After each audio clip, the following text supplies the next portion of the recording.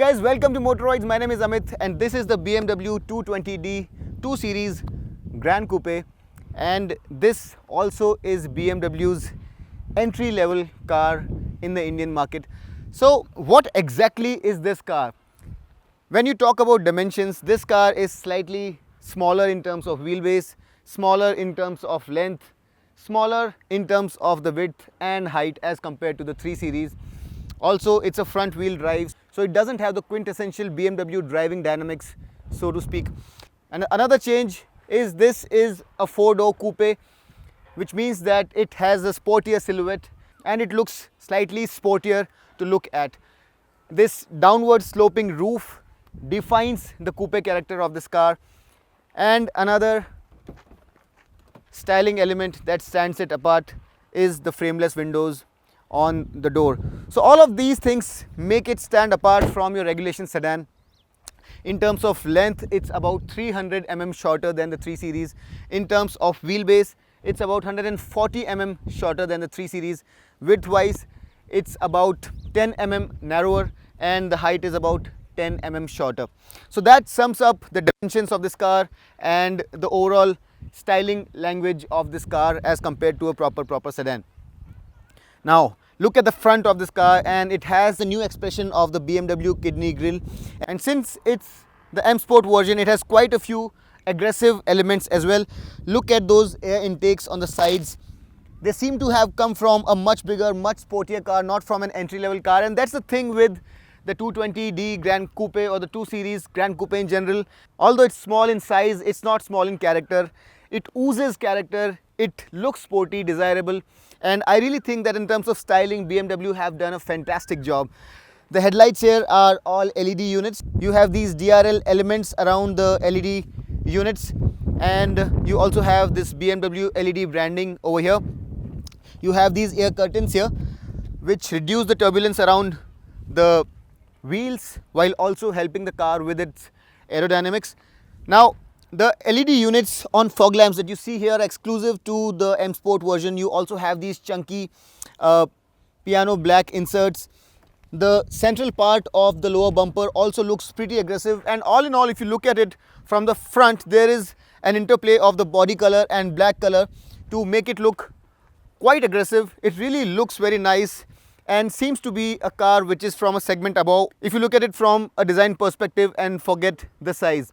There are two very aggressive creases on the bonnet and two on the sides to give it that muscular character, and it does really look very aggressive from the front. I quite like the way the BMW 220 Gran Coupe looks from the front. Now while it looks very good, it doesn't quite have a few features like a camera up front. So it doesn't have a 360-degree camera here, although it has front parking sensors.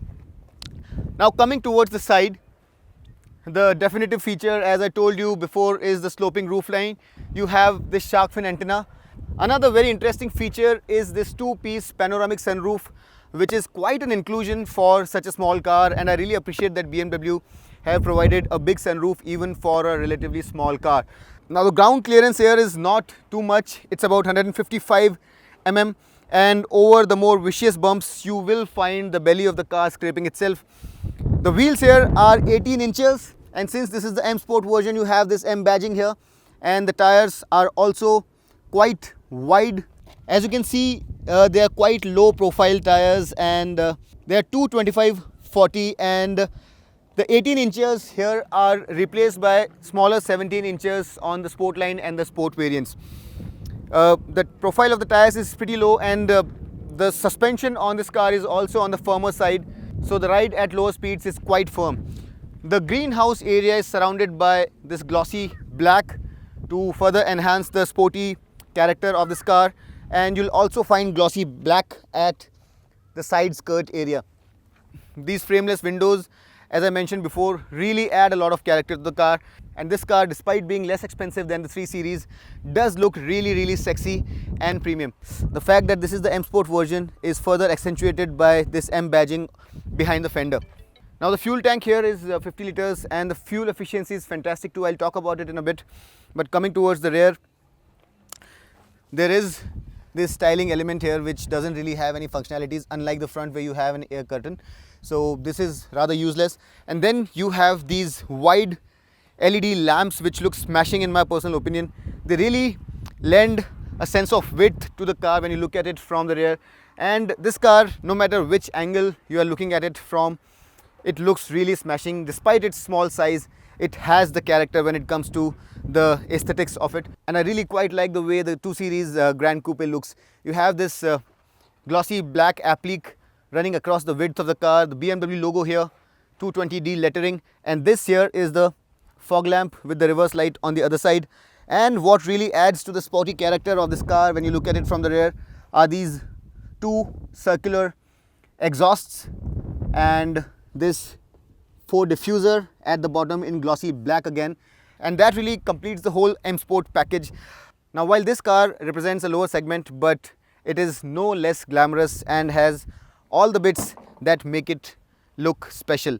The boot here is 430 liters, and the special thing about this boot is that unlike a lot of other BMW cars where you have the spare wheel sitting here and taking up all your space, you have the space saver spare sitting underneath the floorboard, and this is obviously a space saver, a very thin unit, but you also get some extra space to spare, and that's a very good thing. And this space, in my personal opinion, is good enough for a family of 4 to go for a longish holiday. So in terms of practicality, no complaints whatsoever. Now, using these levers here, you can release the seats which are split 40, 20, 40, and that really adds to the practicality of this car. So apart from being very beautiful looking, this car is also quite practical when it comes to the adjustability of the rear seats to accommodate more luggage. You get a 12-volt power socket here. You also get a hook here, and the illumination for the boot area is right here. The area underneath the rear windscreen is all bare open though, and there is no covering here, so the metal is quite visible. Another thing to notice is that unlike a lot of other Gran Coupes where the whole rear section of the car comes up as a notchback, in this car only the boot lid comes up. The camera sits right here, and overall, as I mentioned before, from a stylistic perspective, this car looks absolutely smashing. The dimensions are small, but it does have the glamour quotient. Let's get inside the car and see what all features are there, because just as the case is outside, it's small but glamorous. Inside also, the cabin is not very spacious, but it's loaded with features and looks very, very premium.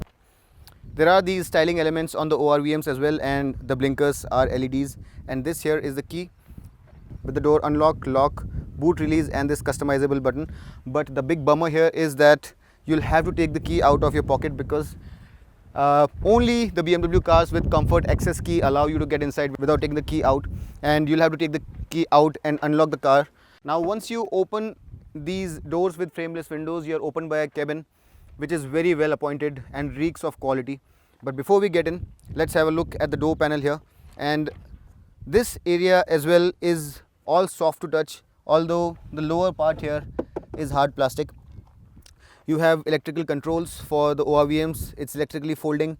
All windows are one touch up and down, and here you have the button to lock, the window buttons for the rear, lock and unlock, and this insert that you see here is illuminated in 6 different shades of light using the infotainment screen in the middle.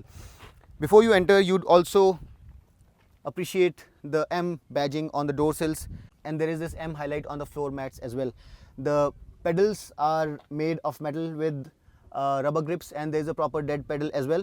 Another important thing that you'd probably want to know before we explore the cabin further is the fact that you have a 2-way driver seat memory, and you get electric functionality for the seats. But what's special here is this bolstering control, which allows you to increase or decrease the side bolstering using these 2 buttons. As you can see, the side bolstering is increasing right now, and now it's opening up. The door panel has ample space for a liter bottle, and there is some more space to spare here. And the seat has this extendable under thigh support, which adds to the comfort. Let's get inside the cabin and see what else do we have here. The controls for the lights are here, and whatever you do here is visible on the instrument console as well. For example, I turned the fog lamps front and rear on and off just now. The M Sport steering wheel has paddle shifters, satin silver inserts in the middle, and M badging as well, although it's not D-cut. You also get this little compartment here where you can probably put your wallet, and it's quite useful. Now, as I mentioned before, while this car is not the most premium in the BMW lineup, but in terms of quality and equipment, it doesn't cut corners. And as you can see, this dash here is all very high quality, soft to touch materials, different textures, and this stitch to add to a sense of premiumness. Also, it's very angular and sharp cut, so it looks very futuristic. You get the modern BMW iDrive system with gesture control. You also get a fully digital BMW live cockpit. You also get automatic park distance control activation, where the car brakes itself if there is an obstacle. You get park assist, where the car can drive itself into a parking slot, but you don't get reversing assistance. So that one feature is missing here. You get 6 color ambient lighting, although some more mainstream cars are giving you more colors to choose from. But how this car lights up on the inside is very interesting. This panel here lights up in the color that you choose, and it gives this cabin a very special look. The audio system here on the M Sport version is a 200 watt system, and it sounds very good, although you also have a 100 watt system which is available on the Sport and the Sportline versions. You get 6 airbags here, and the climate control buttons are positioned here. It's got a 2-zone climate control with the center console tilted slightly towards the driver. And then you have these 8 customizable buttons which are touch sensitive. You don't necessarily need to press them. So that's another great feature that you have here. Controls for next or previous track, volume, mode, and band are here. And then you have this crevice here which can be used to put your cell phone for wireless charging, and it can also be used to put items like your wallet and secure it nicely. A USB socket, 2 cup holders, a 12-volt power socket, and then the whole suite of the BMW iDrive controls, where you have this dial with handwriting recognition and a lot of other options, as well as the buttons to control the car. You have 3 drive modes to choose from: Sport, Comfort, and Eco Pro. And you also get an electric parking brake, along with this armrest which has quite a lot of space to spare, and has also got a Type-C USB socket. Both driver and passenger side sun visors have illumination and vanity mirrors. The sunroof, as I mentioned before, is panoramic and fully electric.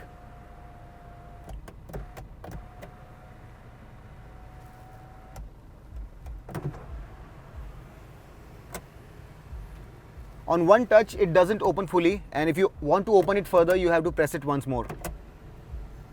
Now, while the driver's side seat gets 2 memory buttons and bolstering, this side has only electric controls for the fore and aft and recline functions, and all the features that you saw there on the driver's side are not available here. The glove compartment is reasonably sized and is illuminated, although this is not cooled. Now, as I mentioned before, this car comes with a very comfortable driver's seat with extendable thigh support and side bolstering, which can be customized to the driver's size or requirement. So all in all, the comfort here comes in spades, and the quality of materials on the dashboard for a car that represents a segment below the 3 Series is fantastic. It reeks of quality, it's built like a tank, and it really feels special in here. You sit low in the car, and the feeling from behind the steering wheel is that of sitting in a proper sports car. It is not a compromised experience, and the BMW 220d Gran Coupe would give you the experience of a much more expensive car from behind the steering wheel. Time now to go to the back seat and see whether the space and comfort there is up to the mark or not. Just like the front, at the rear also you have high quality soft touch materials. Similar unit as front as insert on the door panels, although the lower part is slightly hard, and you have enough space for a big water bottle here as well. Entry is a bit of a problem at the rear because the roof line slopes down, and for the taller ones amongst you or for the elderly, it may be a bit of an issue. The doors are not big and the entry area is quite narrow. And once you enter, you'd realize that there is not ample headroom either. For anyone who is anything above 5 feet 10, their head will be brushing with the roof, and it does feel quite compromised. So if you're looking for a car with a generous backseat, then this car is going to instantly let you know that it's not meant for you. There is ample amount of knee room though, and I cannot even complain about the thigh support. It's not the most generous, but it's not complaint worthy either for this segment of cars. There is sufficient amount of leg room, scooped out front seats, this net for putting any articles that I may wish. And as I mentioned before, the seats here are 40-20-40 split, and what this car doesn't have in cabin space, it tries to make up for it by allowing you more adjustability in terms of boot space. What you also get is this armrest with twin cup holders. You get ISOFIX child seat mounts, these reading lights. While there is not enough space here, the panoramic sunroof does aid the sense of airiness here. And you also get dedicated rear AC vents along with 2 USB Type-C sockets. Now about these Type-C sockets, I really believe that the output should be a normal USB socket, because while you have Type-C wires going into the phones, not everyone has Type-C to Type-C cables, and that is something which may be a bit of a problem for someone who's trying to use his regulation Type-C charger for charging their cell phones or any other electronic equipment. There is a proper 3-point seat belt for the third passenger, as well as an adjustable headrest.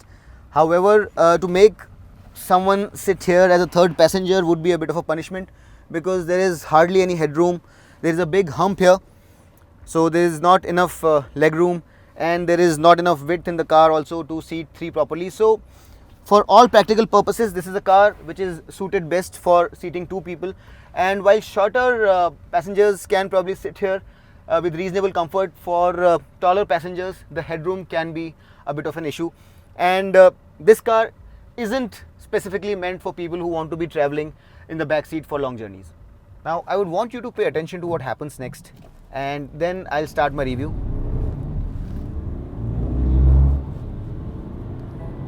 So as I accelerated from the standstill, I could feel the steering wheel moving slightly left and right, and that's primarily because this is a front wheel drive, and this not being a classical rear wheel drive BMW, the driving experience obviously is a little different. And the more I drive this car, the more I miss the 3 Series, where you have a proper rear wheel drive format. And as you move forward, as you accelerate, as the weight of the car goes towards the rear, the front wheels struggle a little bit for traction. That's physics, nobody can do anything about it. And while you're driving a BMW, this sensation is more pronounced, because with other cars we have seen this happen n number of times and we don't complain. But the steering, specifically on the 3 Series, is so natural, it feels so nice, that when you feel that torque steer on the steering wheel, you have to notice it and you have to mention it. So while the 2 Series Gran Coupe is a fantastic car to drive in a standalone manner, if you drive it for the first time and if you have not tasted the fantastic BMW 3 Series, you are going to love it. But the comparisons are to be drawn, because we are so used to having driven the BMW 3 Series that there is a bit of a difference. And the steering here, although it weights up very nicely, it holds its line very beautifully, it feels quite true, quite accurate. It doesn't quite feel that natural as the BMW 3 Series. So when it comes to involvement, it is a fantastic car to drive. It is rather firmly sprung, and around corners holds its line very, very well. Body roll is very beautifully controlled, but the natural engaging feel of the BMW 3 Series is somewhat missing, and that is my only grouse with the overall dynamic behavior of this car. Also, with the 18-inch wheels, it feels slightly more firm than the 3 Series. I think the 17-inch wheels will make it a little bit better in terms of ride quality, but generally speaking, the ride quality on the BMW 2 Series Gran Coupe is slightly on the firmer side as compared to the 3 Series. We cannot even compare it with the 3 Series Grand Limousine, which is absolutely plush, super comfortable. Apart from that, it's powered by, in this diesel guys, powered by a 2-liter turbo diesel with 190 HP of peak power, 4500 RPM, and peak torque of 400 Newton meters is produced between 1750 and 2500 RPM. Now those are really good numbers, and BMW knows how to put all that power on the road very well, and this car can do 0 to 100 in a very brisk 7.5 seconds or thereabouts. The petrol version has 190 HP and 280 Newton meters, and that car does its 0 to 100 in slightly better time, 7.1 seconds.